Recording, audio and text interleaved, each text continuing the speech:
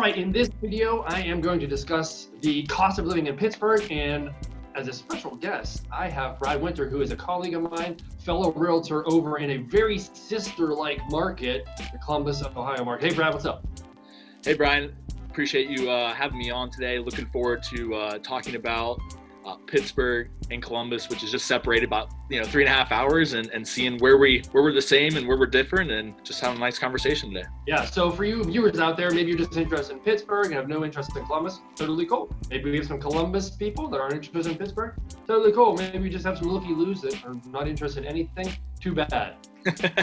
Exactly. And you know what I think the cool thing is, Brian, is I've actually lived in Pittsburgh before, and now I'm living in Columbus, so I've got a good perspective on both. So looking forward to knocking this out with you. All right, so for those of you interested, stick around. Those of you not interested, go away. If you're interested, click on the subscribe button, bing, bing, bing.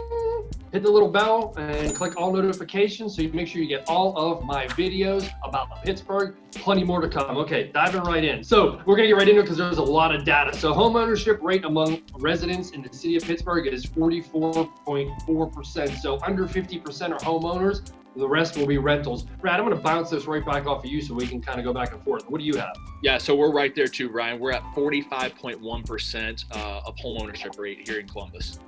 Median single family home price. Now that's going to exclude condos and that's going to exclude townhouses. So that's a freestanding home or even a row house that does not have an HOA. We are at $165,000. And man, I've been in real estate in Pittsburgh for about 13 years. I swear it's been right around 140 to 180 the whole time. We're actually slightly higher at 210,000. And actually, that's up about 7.5% over last year. Wow, and we're up only 5.4%. So buyers, you can see Pittsburgh is clearly a more affordable town. So that's Brian at briansellspittsburgh.com. So we're going to break it down even further. I love that they did this. A monthly payment is about $999 a month, about $1,000 a month, and that's with 20% down, which is standard. A common 30-year fixed mortgage and a 4.7% interest rate is what they did for 2019.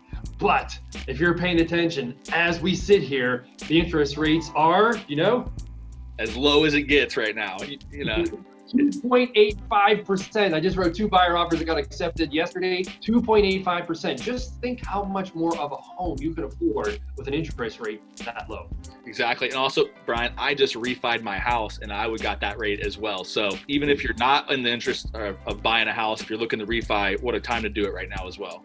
Our monthly payment is going to be a little bit higher. We're at right around $1,500 with 20% down on a 30-year fixed and the same interest rate at 4.17, which obviously that's a little bit lower right now. So a little bit higher, as far as your payment here in Columbus, but that's also reflected in the price of the home being a little bit higher as well. So we gave you a bunch of information on purchasing because we are realtors, but we don't want to leave out the renter. So we have some information here from according to Apartments List 2019 March report. The median rent for a 1-bedroom apartment in Pittsburgh is $727.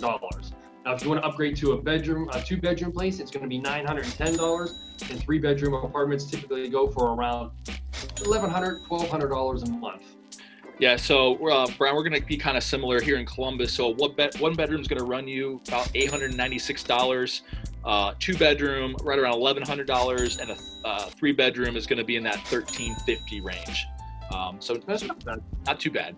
Very similar. So, and we want to give you a nice round family budget type of thing. So we're going to talk about utilities here as well. So according to May of 2019 data from Numbeo, I'm not quite sure how to say that, .com, the basic price package of utilities in Pittsburgh, including heating, water, electricity, garbage, costs an average of around $171 a month, and that's about a 915 square foot apartment. The average utility price nationwide is almost $20 cheaper at $152. So we're right there at the 171 mark. So I don't know if there's something going on with all the utility companies, being so close with Pittsburgh and Columbus, but yeah, we're right there with you guys. All right. So food in Pittsburgh is hardly expensive according to national standards. Again, Numbeo says May 2019 data shows you should definitely budget your food around $328 or $11 a day. That is a fantastic number. This is barely above the U.S. average of $324, and $10.47 a day. So wow, they broke that down. I think that's really cool. So here in Columbus, our monthly budget is right around $350, which is $11.30 a day. So again, pretty comparable.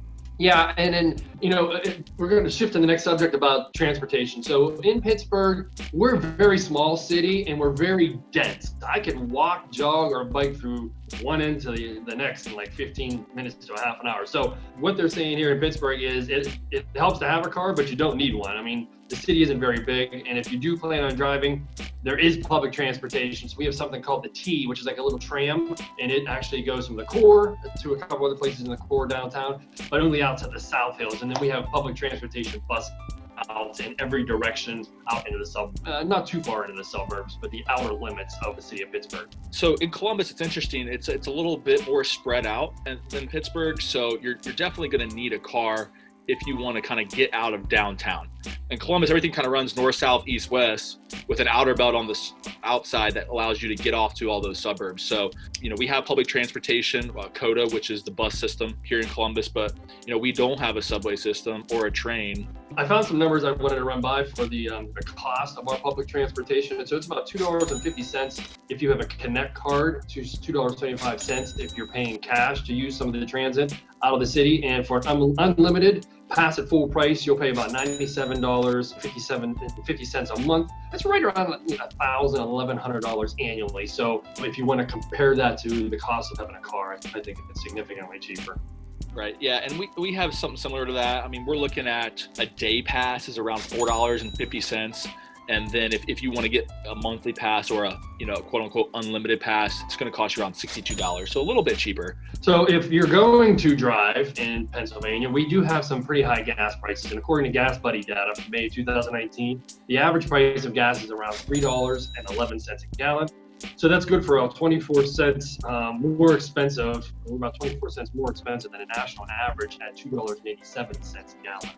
Yeah, so we're pretty similar right there. We're at $3.05 mark on average. That's not bad, but I'm looking at my next category. I'm like, ugh. So Pennsylvania usually tops the charts for the highest state taxes on gas and diesel fuel. And as of 2019, 58 cents per gallon tax is levied on normal gas purchases, and diesel is 75.2 cents a gallon. We're not much better. So there's some comfort, Pennsylvania. There's some comfort. Don't feel bad. Yeah, we're not much better. All right, so if you're a Floridian or in any state that doesn't have property taxes, close your ears. Pittsburgh and Allegheny, we have an average effective rate of 2.8%. So that's higher than both Pennsylvania's average effective rate and the nation's. So when it comes to income taxes as well, Pittsburgh is a bit of a complex case. Like other Pennsylvania municipalities, Pittsburgh has a city level income tax with a rate of 1.5%. Now, the percentage is then added to the 3.7% flat Pennsylvania income for a grand total of 4.57% income tax. I live in the city. I pay those taxes. Well, I wish I had better news over here. So we're the effective rate for property taxes here in Franklin County is 1.57%. So still, when I look at the data, we're still kind of with Pittsburgh there as far as where we rank in the country. And as far as income taxes, Columbus has a city income tax of 2.5% with a state income tax of 5.9%. Listen, guys, we just dropped a whole bunch of very detailed knowledge on you guys for the two markets. We hope you appreciate it. Feel free to call, direct message, text, smoke signals, carrier pigeon, snail mail, whatever you want to do. Comment below if you could on your thoughts, or if you want to see Brad do another video, myself do another video, us do another video. We hope this is important to you. I do have some bonus information for you. Brad, I don't know if this is going to work for you or not, but we have a NFL team, the Pittsburgh Steelers. It's about $104 per ticket average. We have an MLB baseball team, the Pittsburgh Pirates, $23.43 a ticket average. And we have a professional hockey team, the Penguins, $73.59 average per ticket. So those are our three professional football teams. What is yours one? Yeah, so Brian, in Columbus here, we don't have an NFL team. We do have the Ohio State Buckeyes. Again, the Ohio State Buckeyes. So that that runs the weekends in the fall in Ohio here. That's right around $102 a ticket right now. So not an NFL comparison, but still football there. And for our NHL team, the Columbus Blue Jackets, we're right around $70 a ticket. That's not terrible. No, not too bad at all. So, and the good thing is hockey's back pretty soon. So we got sports last night, which was great. The MLB started. So, looking forward to watching some games finally. Absolutely.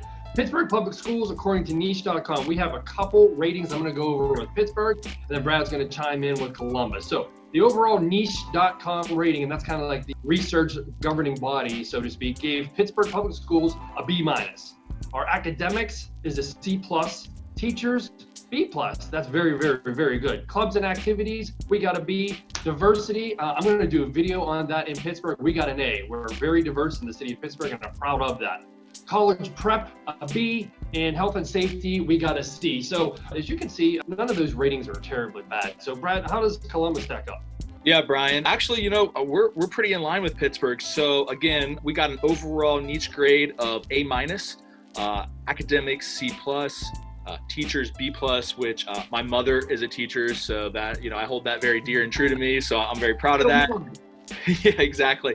Clubs and activities B. Diversity, we are also an A, which is awesome. College prep B, and health and safety is a B-. Nice. 3 really cool categories Niche has for us, and out of 497 most diverse schools, and that's 497 schools in Pennsylvania, Pittsburgh Public Schools, most diverse is number 16 out of 497. 221 out of 497 for best places to teach. So still in the top half in districts with the best teachers in Pennsylvania, 237 out of 497. So again, above average. And for Pittsburgh, for public school system, we'll take it. Wow, that's awesome, Brian. So pretty similar here in Ohio as well, Columbus. For most diverse school districts in Ohio, we're 46 out of 608 districts. Best places to teach, we are ranked 215 out of 608. And districts with the best teachers, we're at 201 out of 608 as well. So again, when people think about Columbus Public Schools, sometimes there's a stigma attached to it, but overall, really solid school system here in Columbus. Again, yeah, and I think it's great we're putting these stats out there because a lot of times somebody will ask somebody, how's the school system? Well, it sucks. Oh, it's bad. What does that mean? So now we just gave you stats, and these are all 2019 stats. Obviously 2020 are not out yet. Maybe we'll do an update video as we move along. Also, Brian, I was thinking too is, I get a lot of people that want to stay in the city. They're not ready to kind of get outside to the suburbs. And so for them to be able to get on here and see kind of where those schools are ranked will probably help them feel a little more comfortable when, wanting to stay in the city and raise a family. 100%. There's definitely not a bad place to raise a family. All right, we're going to give niche.com, make sure we give them full credit. They're the ones that did the research and provided all that information to the public. All right, everybody, I hope you enjoyed the video. Like I said before, send us a little message. Let us know what you thought. Brad, awesome. Thank you very much. I appreciate it. Yeah, Brian, thanks for having me. I really appreciate it, man.